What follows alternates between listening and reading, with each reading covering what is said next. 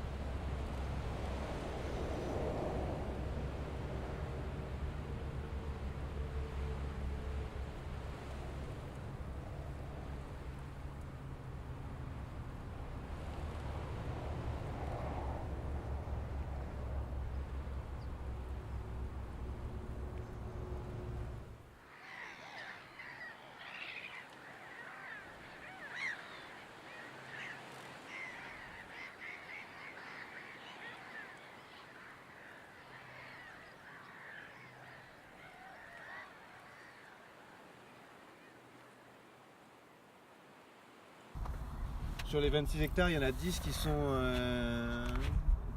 plus constructibles, plus simples à construire, hein, et du coup sur lesquels il fait différents projets, le MIF, différents projets qui sont très portés sur l'économie.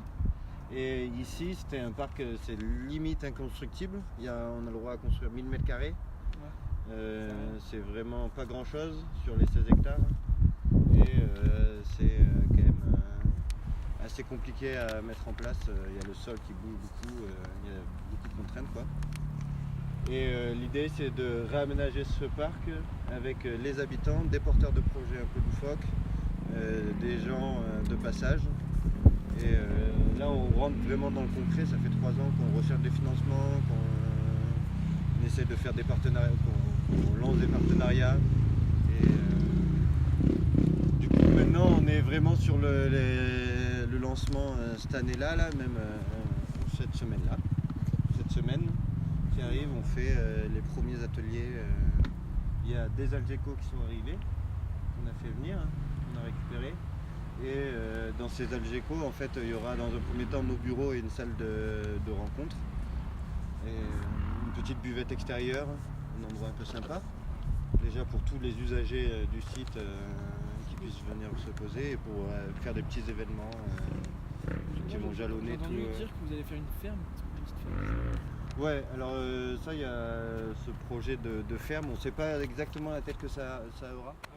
Du coup, pour vos projets là, vous êtes rapproché des habitants pour savoir ce qu'ils voulaient ou c'est vous Ah ouais, non, complètement. Ouais. En fait, c'est pour ça que ça fait 3 ans qu'on est sur ce projet. Ouais. C'est que pendant 3 ans, on a fait ces recherches de sous, mais aussi plein de petits événements avec des tables rondes très thématiques sur les usages qu'il y a sur le site. Qu'est-ce qu'on voudrait faire, et de toutes ces rencontres là on a sorti un cahier des charges avec ce qu'on appelle les fondamentaux qui sont c'est des grosses idées mais qui sont très présentes quand même sur le site. La productivité, c'est une ancienne carrière, les habitants l'ont toujours vu comme un site productif en fait et pas vraiment comme un parc. Du coup il faut garder cet aspect là.